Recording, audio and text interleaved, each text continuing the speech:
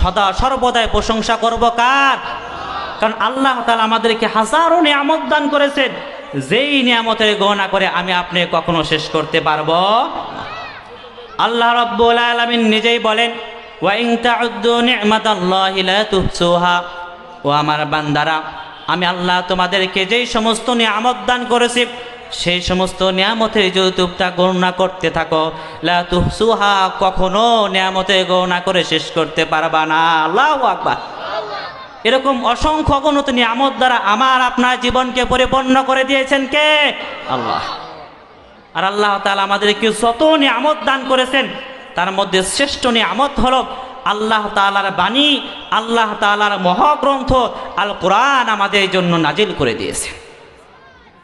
কারণ এই কোরআন এমন এক মহাগ্রন্থ, এমন এক বাণী যা আল্লাহ তাআলা মানুষের হেদায়েতের জন্য নাজিল করেছেন। মানুষ যেন হেদায়েতের উপর চলতে পারে, মানুষ যেন হেদায়েতের উপর অটল অবিচল থাকতে পারে, কুফর শিরক থেকে যেন নিজেকে বাঁচাতে পারে, অন্ধকার হতে যেন আলোর দিশা পায়, এই জন্য এই কোরআনকে নাজিল করে দিয়েছেন কে? আওয়াজ করে বলতে হবে কে? আল্লাহ। আল্লাহ রাব্বুল আলামিন বলেন, হুদাল্লিন নাস, এই কোরআনকে নাজিল করা হয়েছে মানুষের হেদায়েতের জন্য। মানুষ যেন হেদায়েতের উপর চলতে পারে, মানুষ যেন হেদায়েতের উপর অটল অবিচল থাকতে পারে, মানুষ যেন অন্ধকার হতে যেন আলোর দিশা পায়, এই জন্য আমি আল্লাহ এই কোরআনকে নাজিল করে দিয়েছি। সুবহানাল্লাহ। এই জন্য আল্লাহ রাব্বুল আলামিন অন্য আয়াতে বলেন, আলিফ লাম রা কিতাবুন আনজালনাহু ইলাইকা লিতুখরিজান নাসা মিনাজ জুলুমাতি ইলান নূর। এটা এমন এক কিতাব, এই কোরআন এমন এক কিতাব, এমন এক মহাগ্রন্থ হে রাসূল, যা আপনার উপর নাজিল করা হয়েছে লিতুখরিজান নাসা মিনাজ জুলুমাতি ইলান নূর, যাতে করে আপনি মানুষদেরকে অন্ধকার হতে আলোর দিশা দেখাতে পারেন। এই কোরআন মানুষকে অন্ধকার হতে আলোর দিকে নিয়ে আসে, অন্ধকার হতে আলোর দিশা দেখায়। সুতরাং যারা কোরআনকে মানবে, কোরআনকে পড়বে, কোরআন মোতাবেক জীবন পরিচালনা করবে, তারা কখনো কুফর শিরকে নিমজ্জিত হবে না, তারা কখনো পথহারা পথভ্রষ্ট হবে না। আসসালামু আলাইকুম ওয়া রাহমাতুল্লাহ। আলহামদুলিল্লাহ আলহামদুলিল্লাহি নাহমাদুহু ওয়া নাস্তাঈনুহু ওয়া নাস্তাগফিরুহু ওয়া নু'মিনু বিহি ওয়া নাতাওয়াক্কালু আলাইহি ওয়া নাউযু বিল্লাহি মিন শুরুরি আনফুসিনা ওয়া মিন সাইয়্যিআতি আ'মালিনা। মান ইয়াহদিহিল্লাহু ফালা মুদিল্লা লাহু ওয়া মান ইউদ্লিলহু ফালা হাদিয়া লাহু। ونشهد أن لا إله إلا الله وحده لا شريك له ونشهد أن سيدنا وسندنا وحبيبنا مولانا محمدا عبده ورسوله. أما بعد فأعوذ بالله من الشيطان الرجيم. بسم الله الرحمن الرحيم. ألف لام را كتاب أنزلناه إليك لتخرج الناس من الظلمات إلى النور. وقال رسول الله صلى الله عليه وسلم خيركم من تعلم القرآن وعلمه أو كما قال النبي صلى الله عليه وسلم. درود إبراهيم. اللهم صل على محمد وعلى آل محمد كما صليت على إبراهيم وعلى آل إبراهيم إنك حميد مجيد. اللهم بارك على محمد وعلى آل محمد كما باركت على إبراهيم وعلى آل إبراهيم إنك حميد مجيد. मौत को समझा है गाफिल इख्तितामे जिंदगी मौत को सुमजा है गाफिल इख्तितामे जिंदगी दर हकीकत मौत तेरे इब्तिदाए जिंदगी दर हकीकत मौत तेरे इब्तिदाए जिंदगी यहाँ हम सब मुसाफिर है वही आखिर ठिकाना यहाँ हम सब मुसाफिर है वही आखिर ठिकाना कोई आगे रवाना है कोई पीछे रवाना ला इलाहा इल्लाल्लाह सबाई ला इलाहा इल्लाल्लाह सामने একটু সামনে আসেন লা ইলাহা ইল্লাল্লাহ লা ইলাহা ইল্লাল্লাহ লা ইলাহা ইল্লাল্লাহ লা ইলাহা ইল্লাল্লাহ লা ইলাহা ইল্লাল্লাহ মুহাম্মাদুর রাসূলুল্লাহ সাল্লাল্লাহু আলাইহি ওয়াসাল্লাম। দারুল হেদায়া মডেল কওমি মাদ্রাসার উদ্যোগে ষষ্ঠ বার্ষিকী তাফসিরুল কোরআন মাহফিলে সম্মানিত সভাপতি সুদক্ষ পরিচালক এবং কোরআন প্রিয় হাদিস প্রিয় তাওহীদি জনতা এবং পর্দার আড়ালের মা ও বোনেরা, সর্বপ্রথম সে আল্লাহ তাআলার দরবারে লাখো কোটি শুকরিয়া যে রব্বুল আলামিন আমাদেরকে এই ফিতনা ফাসাদের জামানায় সমস্ত ফিতনা থেকে হেফাজত করে সুস্থ রেখে দ্বীনি এক পরিবেশে দ্বীনি এক মজলিসে আসার তৌফিক দান করেছেন। কারণ এই মাহফিল এমন এক মাহফিল যে মজলিসে আসলেই গুনাহ মাফ করে দেন কে? যে মাহফিলে আসলেই নফল ইবাদতের সব লিখে দেন কে? যে মাহফিলে আসলেই রহমত নাজিল বরকত নাজিল করে দেন কে? আল্লাহ। রাসূল আকরাম সাল্লাল্লাহু আলাইহি ওয়াসাল্লাম বলেন, যে ব্যক্তি প্রাতঃবেলা যেই ব্যক্তি দিনের বেলা কোরআনের আলোচনা শোনার জন্য হাদিসের আলোচনা শোনার জন্য ঘর থেকে বাহির হয়, আল্লাহ রাব্বুল আলামিন তার আমল নামায় 500 রাকাত নফল নামাজ পড়লে যেই পরিমাণ সওয়াব হয় সেই পরিমাণ সওয়াব তার আমল নামায় লিখে দেন। আর রাতের বেলা হলো তো কথাই নেই, সব তো বাড়তেই থাকে।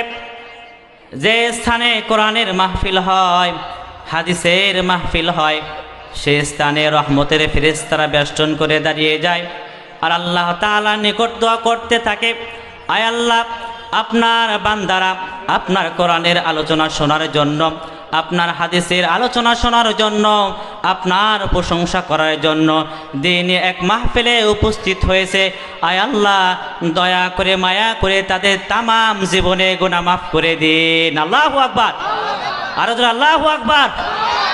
সুতরাং যারা আমরা এই মাহফিলে আসতে পেরেছি, কোরআনের আলোচনা শুনছি, হাদিসের আলোচনা শুনছি, আমাদের তামাম জীবনে গুনাহ মাফ করে দিয়েছেন কে? আল্লাহ। এজন্য সে আল্লাহ তাআলার দরবারে শুকরিয়া জ্ঞাপন করা দরকার আছে কি নাই? কারণ নিয়ামত পেয়ে যদি নিয়ামতের শুকরিয়া আদায় করি নিয়ামত বাড়িয়ে দিবেন কে? রব্বুল আলামিন বলেন, লা ইন শাকারতুম লা আযীদান্নাকুম ওয়া লা ইন কাফারতুম ইন্না আযাবি লাশাদীদ।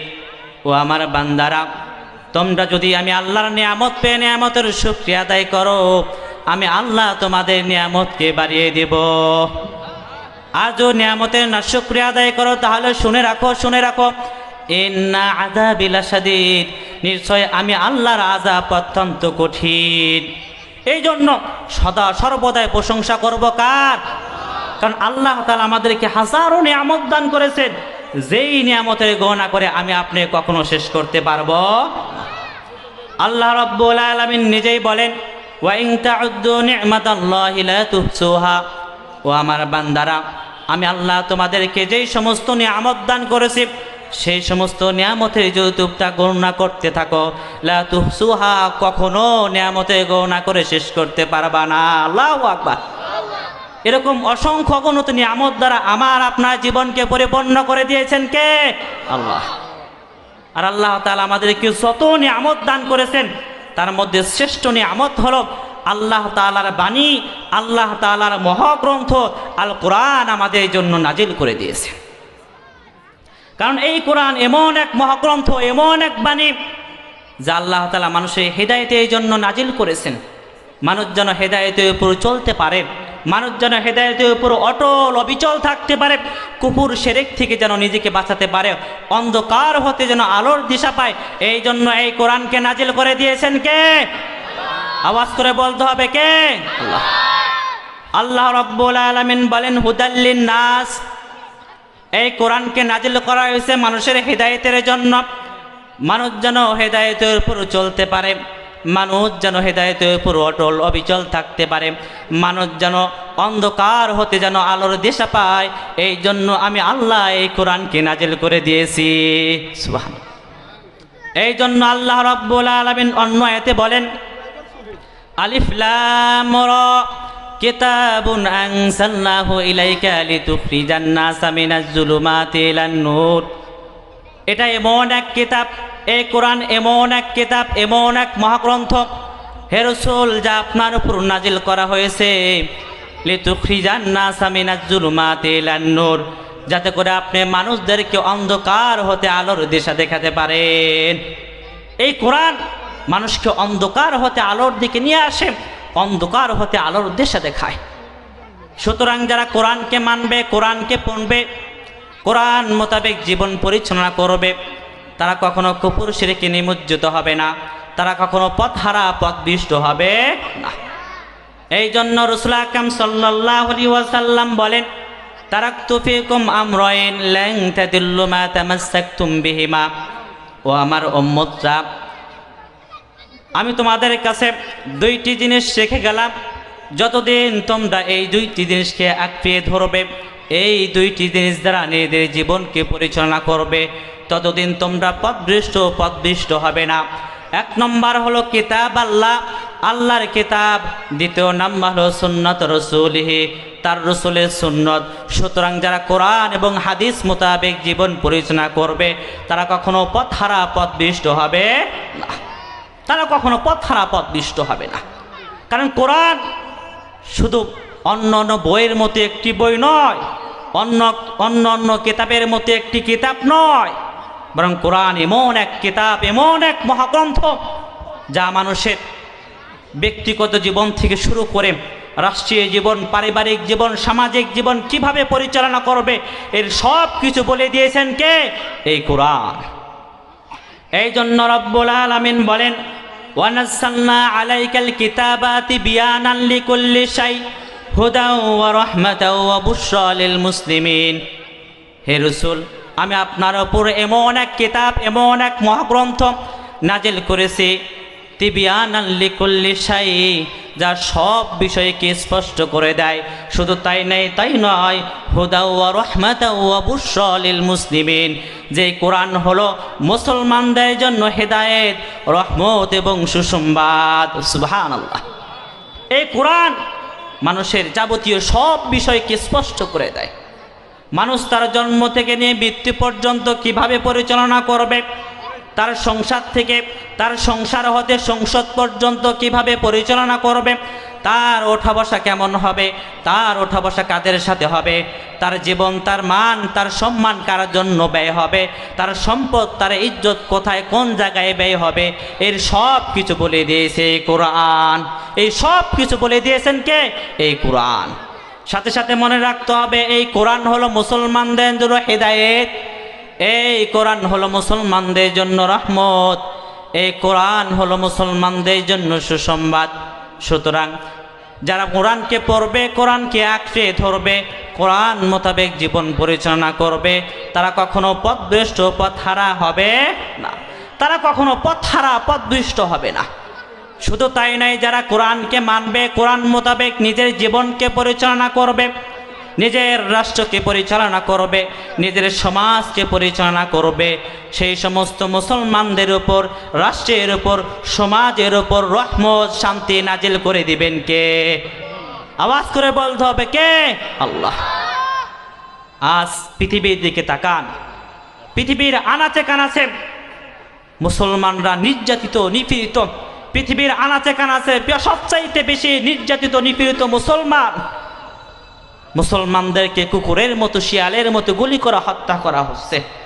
বর্তমান বিশ্বে মুসলমানদের কোনো দাম নাই, কোনো মূল্যায়ন নাই।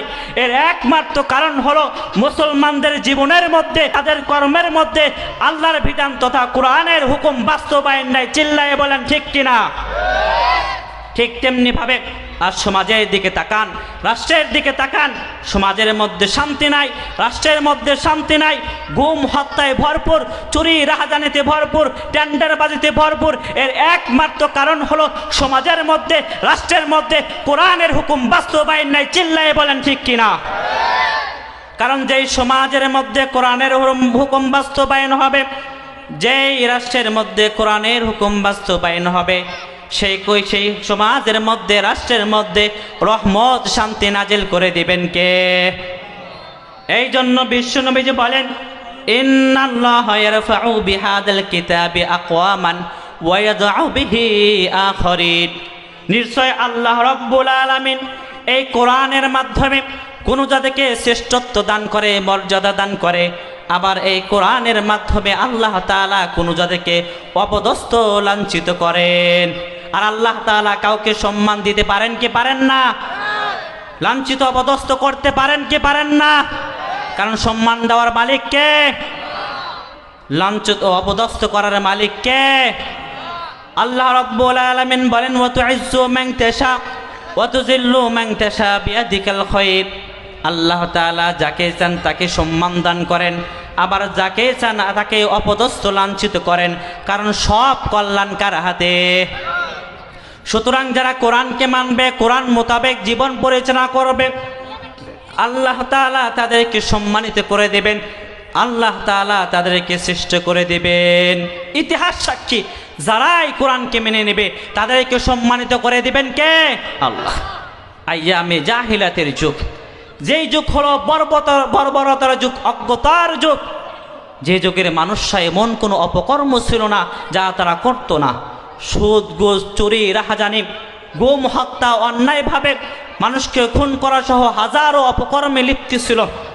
কিন্তু তারাই যখন কোরআনকে মেনে নিল, কোরআন মোতাবেক জীবন পরিচালনা করলো, তখন তারাই হয়ে গেল সোনালী যুগের সোনালী মানুষ। অথচ তারা ছিল এমন নিষ্ঠুর, এমন নির্দয় যে নিজ হাতে নিজের কন্যাদেরকে জীবন্ত দাফন দিত। হযরত দাহিয়াতুল কালবি, যিনি আইয়ামে জাহিলাতের যুগে মুসলমান হওয়ার আগে, কোরআনের সাথে সম্পর্ক করার আগে নিজ হাতে নিজের কন্যা সন্তানকে জীবন্ত কবর দেয়। দাহিয়াতুল কালবি যখন মুসলমান হয়, বিশ্বনবীজি বললেন, ও দাহিয়াতুল কালবি, তুমি মুসলমান হয়েছ, মুসলমান হওয়ার ফলে আল্লাহ তোমার তামাম পিছনের গুনাহ মাফ করে দিয়েছেন। এই কথা শোনার সাথে সাথে দাহিয়াতুল কালবি কাঁদতে শুরু করল। কেঁদে কেঁদে বিশ্বনবীজিকে বললেন, ইয়া রাসূলুল্লাহ, ইয়া হাবিবাল্লাহ, আমি মুসলমান হয়েছি, মুসলমান হওয়ার কারণে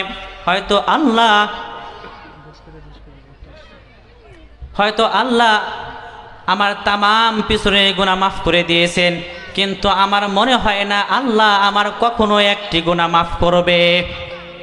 বিশ্বনবী বললেন, ও দাহিয়াতুল কালবি, তুমি কি এরকম মারাত্মক গুনাহ করেছো? কি গুনাহ করেছো যে এই গুনাহ আল্লাহ তাআলা কখনো মাফ করবে না?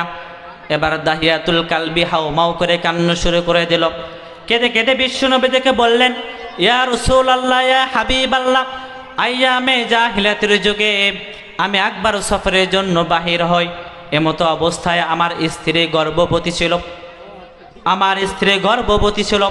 এই জন্য আমার স্ত্রীকে আদেশ করে গেলাম, ও আমার স্ত্রী, তোমার পেট থেকে যদি ছেলে সন্তান হয় তাকে আদর ও যত্ন করে লালন পালন করবে, আর যদি মেয়ে সন্তান হয় তাকে জীবন্ত কবর দিয়ে দিবে। খবরদার, খবরদার, মেয়ে সন্তান হলে তাকে জীবিত রাখবে না। ইয়া রাসূলুল্লাহ, ইয়া হাবিবাল্লাহ, আমি আমার স্ত্রীকে এই আদেশ করে সফরের জন্য রওনা দিলাম। প্রায় দীর্ঘ 4টি বছর পর যখন সফর থেকে বাড়িতে আসলাম, বাড়িতে আসার সাথে সাথে দেখি ছোট্ট একটি মেয়ে আমাকে বাবা বলে ডাকতেছে।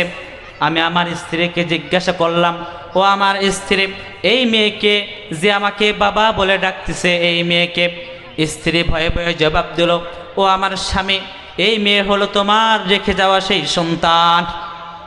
এবার দাহিয়াতুল কালবি তার স্ত্রীকে ধমক দিয়ে বলল, ও ও স্ত্রী, তোমাকে না আদেশ করে গিয়েছিলাম তোমার পেটে যদি কন্যা সন্তান হয়, হওয়ার সাথে সাথে তাকে জীবন্ত কবর দিয়ে দিবা। খবরদার খবরদার তাকে জীবিত রাখবা না। তুমি তাহলে কেন তাকে জীবিত রাখলে? ইয়া রাসূলুল্লাহ, ইয়া হাবিবাল্লাহ, এই কথা যখন আমার স্ত্রীকে বললাম, আমার স্ত্রী বলল, ও আমার স্বামী, তুমি আবার ভালো করে তোমার মেয়ের দিকে তাকাও, তোমার বিয়ের দিকে একটু ভালো করে নজর দাও। আল্লাহ তাআলা তোমাকে যত সুন্দর করে সৃষ্টি করেছে, ঠিক তেমনিভাবে তোমার মেয়েকেও আল্লাহ তত সুন্দর করে সৃষ্টি করেছে। এই জন্য তোমার মেয়ের নাম রেখেছি জামিলা। নাম কি রাখছে? জামিলা। জামিলা মানে সুন্দর। এই জন্য তোমার মেয়ের নাম রেখেছি জামিলা। এত সুন্দর মেয়েকে আমি কিভাবে জীবন্ত কবর দিব? এই কথা বলে যখন শেষ করলো, দাহিয়াতুল কালবি বলতেছে, ইয়া রাসূলুল্লাহ, ইয়া হাবিবাল্লাহ, যখন রাত্র হয়ে গেল, যখন বিছানায় রাত্রেবেলায় ঘুমাতে গেলাম, আমার ছোট্ট মেয়ে জামিলা একবার মা বলে তার মায়ের কোলে ঝাঁপিয়ে যায়, আর একবার বাবা বলে তার বাবার কোলে ঝাঁপিয়ে আসে। ইয়া রাসূলুল্লাহ, ইয়া হাবিবাল্লাহ, এই অবস্থা দেখে দাহিয়াতুল কালবি বলতেছে, এই অবস্থা দেখে আমার ছোট্ট মেয়ে জামিলার প্রতি আমার মায়া হলো। আমি সিদ্ধান্ত নিয়ে নিলাম, না না, আমি এই মেয়েকে কখনো জীবন্ত কবর দেব না। কিন্তু পরক্ষণে শয়তান আমার মধ্যে ধোঁকা দিতে লাগলো, ও দাহিয়াতুল কালবি, তুমি তোমার মেয়েকে যদি জীবন্ত রাখো, তুমি যদি তাকে জীবন্ত কবর না দাও, তাহলে সমাজে কিভাবে মুখ দেখাবে? তোমার বন্ধু বান্ধবদের সাথে কিভাবে মুখ দেখাবে? ও দাহিয়াতুল কালবি, কিভাবে তুমি সমাজে ঘোরাফেরা করবে? এই জন্য দাহিয়াতুল কালবি বলতেছে, ইয়া রাসূলুল্লাহ, ইয়া হাবিবাল্লাহ, এই জন্য আমি সাথে সাথে সিদ্ধান্ত নিয়ে নিলাম, না না, আগামীকালকে আমার ছোট্ট মেয়ে জামিলাকে আমি জীবন্ত কবর দিয়ে দিব। এই জন্য যখন সকাল হলো, আমি আমার স্ত্রীকে বললাম, ও স্ত্রী, তুমি জামিলাকে সুন্দর করে গোসল করে দাও, আমি জামিলাকে নিয়ে ঘুরতে বের হব।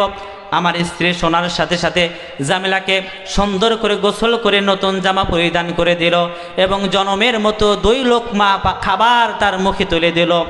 ইয়া রাসূলুল্লাহ, ইয়া হাবিবাল্লাহ, এরপর আমি আমার জামিলাকে নিয়ে রওনা হলাম। যেতে যেতে যখন মরুর প্রান্তে গেলাম, ইয়া রাসূলুল্লাহ, ইয়া হাবিবাল্লাহ, জামিলাকে জীবন্ত কবর দেওয়ার জন্য আমি গর্ত খনন শুরু করে দিলাম। ইয়া রাসূলুল্লাহ, যখন আমি গর্ত খনন শুরু করে দিলাম, মরুভূমির যখন ধুলাবালু আমার দাড়ির মধ্যে লাগে, আমার ছোট্ট মেয়ে জামিলা আমার পাশে বসে দাড়িগুলো থেকে ধুলাবালি সাফ করে আর বলে, বাবা, এটা কার জন্য গর্ত করতেছো? এই গর্ত করে তুমি কি পড়বে? ইয়া রাসূলুল্লাহ, এই কথা যখন আমার ছোট্ট মেয়ে জামিলা বলল, আমি বললাম, মা, তুমি দূরে গিয়ে খেলো, একটু করে জানতে পারবে এই গর্ত কি জন্য খোদা হচ্ছে, কার জন্য খোদা হচ্ছে। এরপর যখন গর্ত কথা শেষ হয়ে গেল,